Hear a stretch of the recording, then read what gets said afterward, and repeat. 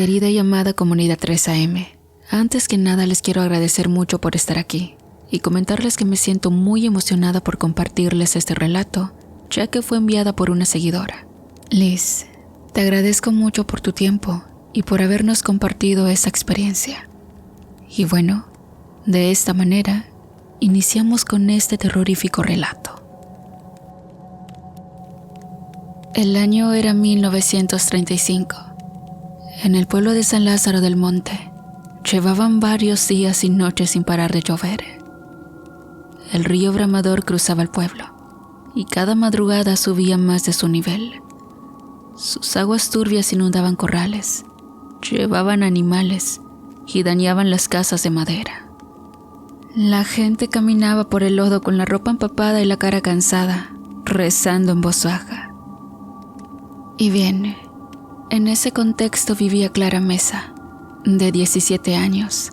Hace 2 semanas había dado a luz a su primera hija, Isabel, una bebé débil que casi no lloraba. Su marido, Diego Requena, se dedicaba a la pesca, pero desde que el río se descontroló, no quedaban barcas en condiciones, y los pocos que salían a remar volvían con las manos vacías o no regresaban. En la iglesia de adobe, que ya tenía goteras y estaba algo deteriorada, los viejos del pueblo empezaron a hablar de ofrendas antiguas.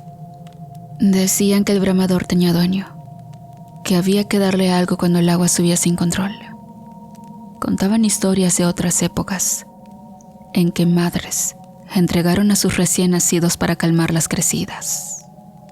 Nadie quería creerlo, pero la iglesia estaba medio cubierta por el agua y su campana sonaba con dificultad. También se empezaron a ver ataúdes hinchados flotando por las calles. Y Clara oía esos comentarios cuando alguien pasaba frente a su casa, pues ella estaba sola, dando de mamar a Isabel en la penumbra. El techo goteaba y el suelo era de tierra. Diego había desaparecido 2 noches antes. Lo arrastró el río cuando intentó amarrar la barca. La gente ya daba por hecho que estaba muerto, aunque nadie lo decía directamente. Y el pueblo, con miradas de miedo y necesidad, comenzó a presionarla con silencios y gestos. La idea de hacer una ofrenda quedó en el ambiente. Una noche, Clara decidió hacerlo. La tormenta seguía fuerte. Se cubrió con un chal y cargó a Isabel contra el pecho. Le dijo en voz baja que pronto estaría con su padre y le pidió perdón. Fue sola a la orilla del Bramador. Alguien había dejado un farol clavado para marcar el borde. El agua estaba alta y golpeaba las piedras, arrancando ramas y arrastrando cosas sueltas. Clara temblaba por el frío y el miedo. Besó la frente de su hija y, con la voz rota, la cubrió de nuevo con el chal. Nadie la acompañó. La gente miraba desde lejos, con paraguas y a cierta distancia. Alzó a la bebé y la arrojó al río. El agua se la llevó enseguida. Tras eso, la lluvia se detuvo y el nivel del agua empezó a bajar con el tiempo. Y el pueblo respiró aliviado. Clara se quedó en la orilla. Entonces, escuchó un llanto que venía desde el agua. Sintió miedo y supo que su hija no se había ido del todo. El río se la había llevado, pero había algo, según ella, que no le dejó olvidar ese hecho. Así que después de ese día, Clara vivió con el recuerdo y el dolor de lo que hizo. Y con el tiempo, cada noche oía un llanto de niño que parecía salir del río o de cualquier agua cercana.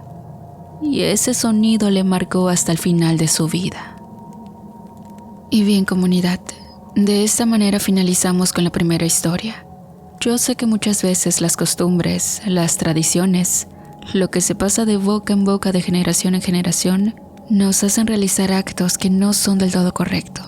Así que te leo en los comentarios tus opiniones sobre este acontecimiento si conoces algo así. Y bueno, de esta manera pasamos con una segunda historia. Hola, ¿qué tal? Antes que nada, prefiero que omitan mi nombre, ya que podemos estar en peligro. Solo cuento esto porque a nadie le creo, solo a mi mamá y mi esposo. Yo estudiaba en la universidad aquí en Tamaulipas, en una escuela muy conocida en la ciudad. Y en vacaciones me puse a chambear para ayudar a mi mamá con los gastos de la casa y pagar una deuda mía. Por cierto, no se endeuden ni presten su nombre como aval. Pues bien, mi ahora esposo y yo concebimos a mi hija en mayo. Tenía ese presentimiento de que estaba embarazada porque sentía cambios en mi cuerpo que cualquier mujer nota. Así que me compré una prueba. Pensé que saldría negativa, pero salieron 2 rayitas. Positivo. Me puse bien contenta y se lo conté a mi esposo. Él también se alegró. Se lo dijo a mi mamá. Al principio se enojó, pero como a las 2 horas me dejó un mensaje que me sacó lágrimas. Hija, eres chica para ser mamá todavía, pero esta niña vendrá a alegrarnos la vida a tu papá y a mí. Y es que mi mamá dijo que sería niña, porque ellos habían perdido unas gemelitas en una tragedia antes. Así que llegué a mi casa. Le dije a mi mamá que era verdad. Mi abuela me apoyó. Yo era mayor de edad. Pasó una semana y me fui a vivir con mi esposo. Todo el embarazo estuve tranquila, aunque en esa casa daban a veces cosas raras. Ya me fui acostumbrando. Los duendes, así le llamamos en esa casa, eran muy traviesos. Donde dejaba algo, luego aparecía debajo del sillón. Ya me acostumbré a eso. Una noche, me dieron muchas ganas de ir al baño. El sanitario estaba afuera, casi en la entrada de la casa. Llevaba el celular para alumbrar, pero se apagó. Pensé que se había gastado la batería. Y bueno, quise encender la luz del baño y no prendía. Como se había ido la luz, que pasa mucho por aquí, no le di importancia y me fui al baño. De repente escuché que algo pesado cayó en el techo de lámina. Sonó tan fuerte que pensé que era un gato. Luego escuché risas burlonas y un ruido como bisagras oxidadas abriéndose. Me asusté tanto que casi me desmayo. Empecé a rezar y esa cosa ya dejó de hacer ruido. Salí del baño temblando, mi cuerpo todavía en modo alarma. El sonido de las bisagras oxidadas se quedó pegado en la cabeza como un timbrazo que no se apaga. Desperté a mi esposo con la voz partida. Él salió con la linterna y fue a checar el techo y la cocina. Me dijo que no había nada, que nomás eran ratas o el viento. Yo quise creerle, de verdad, pero algo en la casa ya olía distinto. Olía a humedad y algo más, como a cosas viejas y quemadas. Y a veces, un aroma que me recordaba las medicinas que usan en las limpias. No supe cuándo, pero empecé a sentir frío puntual en lugares donde antes no lo sentía. La nuca, las palmas, la parte baja de la espalda, como si la casa tuviera zonas frías donde se pegaba la presencia. Esa noche no dormí. Me quedé despierta viendo la ventana, escuchando cualquier ruido, y cada vez que cerraba los ojos, me parecía oír una risa bajita que se arrastraba como si alguien hubiese perdido la garganta. La risa venía de afuera y de adentro al mismo tiempo. A ratos creía que era el televisor del vecino o los perros, pero no cuadraba. Sonaba como si alguien hiciera chiflidos con la boca llena de tierra. Me paré a ver la puerta del baño, pensando que a lo mejor había un gato o algo, y por eso la sensación me daba vueltas. Pero la puerta estaba cerrada y fría, con pequeñas gotas de agua en el borde, como si algo hubiera pasado la mano húmeda. Al paso de los días, empezaron a suceder cosas raras que se fueron subiendo de nivel. Dejaba la ropa de la niña que me regalaban los familiares, bien doblada en una silla, y a la mañana siguiente, la encontraba hecha bola y húmeda, como si lo hubieran manipulado con manos frías. Un día mi suegra, sin decir nada, encontró pequeñas huellas de polvo en el piso de la cocina. Eran huellas chiquitas, de dedos alargados, como si alguien pequeño hubiese pasado arrastrando las manos. Mi esposo dijo que sería la gata que tenemos, pero la huella no era garra, eran como dedos humanos, y eso nos puso nerviosos. Una noche, al acostarnos, sentí algo tocarme la pierna bajo la sábana. No fue un roce suave, fue como si alguien me pellizcara con fuerza, por dentro, donde no puede pellizcar el aire. Pegué un grito y mi esposo encendió la luz. No había nada. Lo peor es que al segundo, la cama quedó fría de un lado, como si se hubiese llevado el calor de mi cuerpo. Me costó trabajo volver a dormir. Me quedé acariciando mi barriga. Mi bebé se movía y eso me mantenía tranquila. No les voy a mentir. Lloraba mientras pensaba que cualquier cosa que quisiera llevarse a mi bebito tendría que pasar por encima de nosotros. Y saben, lo peor fue una madrugada, como a las 3. Un perro empezó a aullar de una forma rara. Nada que ver como lo hacían los demás. Era un llanto que se cortaba y volvía, como si alguien estuviera llamando desde lejos. Me levanté asustada y me asomé por la ventana, mirando al árbol de la puerta. La panza se me apretó por dentro. El bebé pataleaba como loco, y yo sentía que algo lo inquietaba también. No me había percatado, pero en el vidrio había huellas, marcas de dedos chiquitos presionadas contra la ventana, como si alguien quisiera vernos. El corazón me latía a 1000. Afuera, en la rama de un árbol, vi la silueta de una lechuza. Sus ojos reflejaban la luz de la calle y me daban escalofríos. Y lo que me heló la sangre fue ver que en la corteza de la rama había unas marcas que parecían como de manos, como si alguien se hubiera agarrado ahí con fuerza. Desde esa noche, la gente del rancho empezó a comentar bajito y con cuidado. Mi suegra me dijo que hay que poner orden, limpias, no dejar la casa sola, sal en las esquinas, no permitir que nadie entre de noche sin rezar antes. Trajo un amuleto viejo con hierbas secas y un hilo rojo y lo colgaron en la entrada. Lo agarré con asco, pero lo puse donde me dijeron. Con eso, las risas volvieron a oírse menos, pero no pararon del todo. No eran simples travesuras. Empecé a sentir que algo nos vigilaba y buscaba rendijas para colarse. Al tantear la ropa para el bote, encontraba ramitas como quemadas dentro y la ropa olía a humo.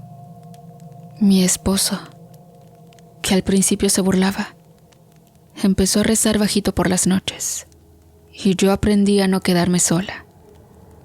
Varias veces sentí presiones leves sobre la barriga, como si unas manos pequeñas intentaran tocar al bebé por encima de mí.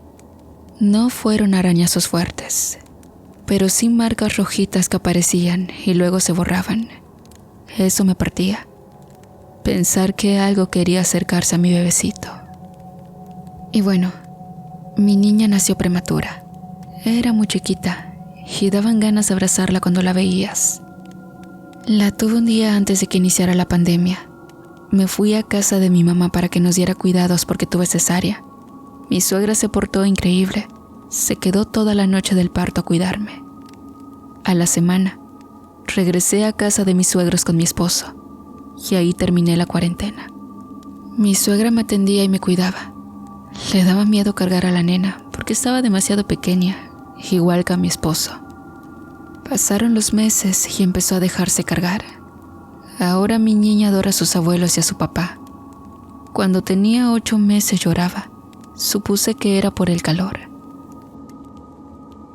Pasó un tiempo en que dejé de escuchar esas risas burlonas porque metí un bote para no descuidar a la niña.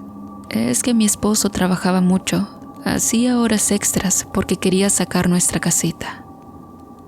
Y bien, esa noche en que mi esposo descansaba, yo no metí el bote porque él ya iba a cuidar a la niña. Me dieron ganas de ir al baño y aquello me heló hasta la punta del dedo. Mi niña tenía 8 meses y todavía no estaba bautizada. Mi mamá me insistía en que lo hiciera, pero no teníamos dinero para la fiesta. Grave error. Lo importante sería que recibiera la bendición. Y esa noche volví a escuchar las risas burlonas y otra vez las bisagras oxidadas. Recé con mucha fe y aquello se calmó por un rato. Poco después, escuché que la niña lloraba. Yo, con miedo, corrí. No sé si fue la adrenalina, pero reaccioné a tiempo. Si no, no sé qué habría pasado. Vi que había una lechuza parada en el árbol que estaba en la puerta de nuestro cuarto. Como a la semana, vino la abuela de mi esposo. Le conté todo y ella se preocupó y me dijo que era una bruja que quería volverme loca para llevarse a la niña. Otro detalle que no les dije antes: la cocina está en medio, el baño casi en la entrada y los cuartos al final del solar. Mi suegra dice que ¿dónde están los cuartos? Antes había limoneros que se sacaron, igual que unos ramos de albahaca que tenía. Según ella, todo eso fue por brujas. Antes de embarazarme, no creía en estas cosas, pero hoy te aseguro que sí existen. Así que le doy gracias a Dios por no dejar que esa cosa se llevara a mi hija. Ahora la niña tiene 18 meses, 1 año y medio más o menos. Y bueno, si eres incrédulo, déjame decirte que las brujas sí existen.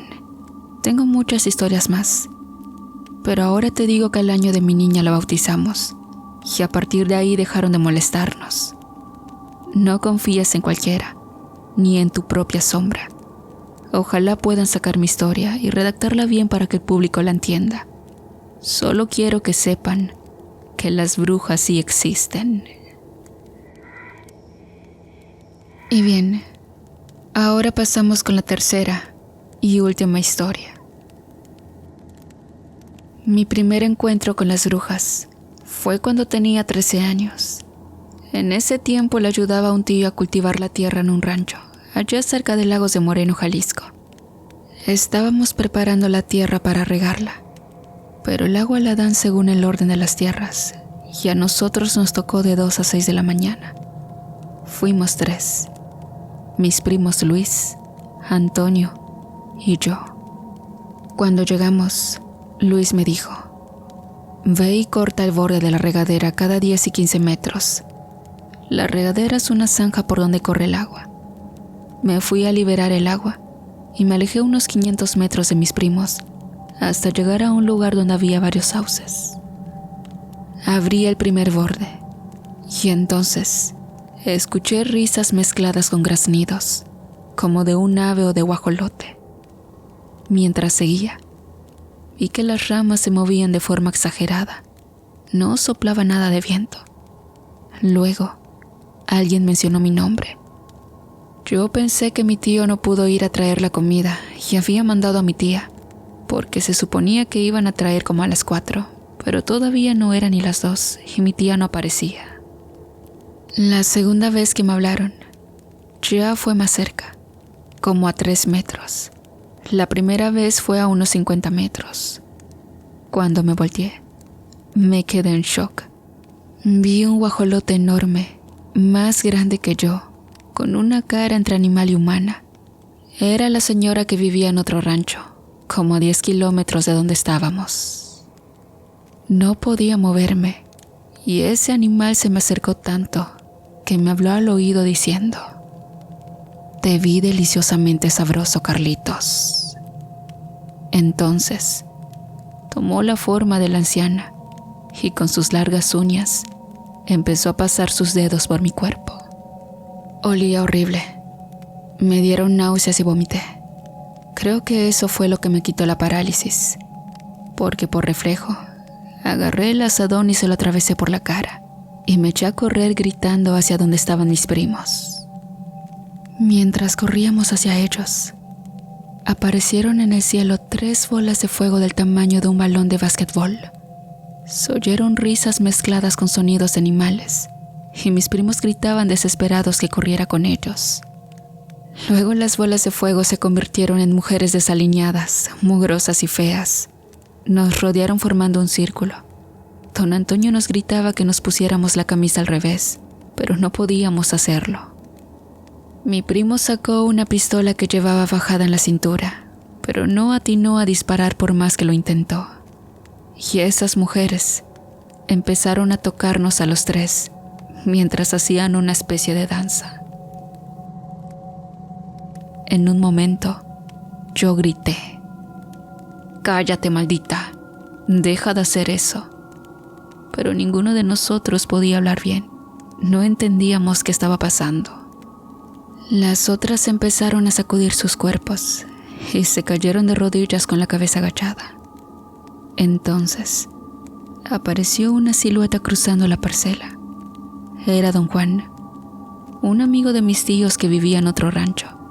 Iba diciendo palabras como si rezara. Quise correr hacia él, pero me hizo una seña para que nos quedáramos quietos. Cuando don Juan se puso en medio del círculo, les exigió que dijeran sus nombres. Ellas le respondían con maldiciones. Le ofrecían dinero y cántaros llenos que aparecían de la nada a cambio de que las dejara ir. Don Juan tomó un machete que traía, dijo algunas palabras y con su orina lo mojó, haciendo una cruz en el aire sin soltar un lazo pequeño que traía en la otra mano. Dio machetazos al viento y una de las brujas, la más joven de las que vi, se retorció de dolor. Le salía sangre de brazos y piernas y empezó a pedir piedad.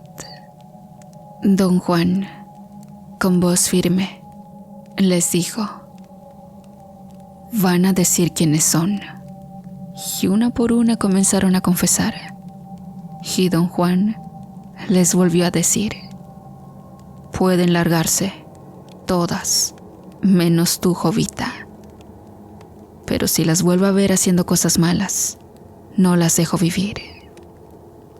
A todas les hizo una marca con el machete sin tocarlas, solo moviéndolo en el aire.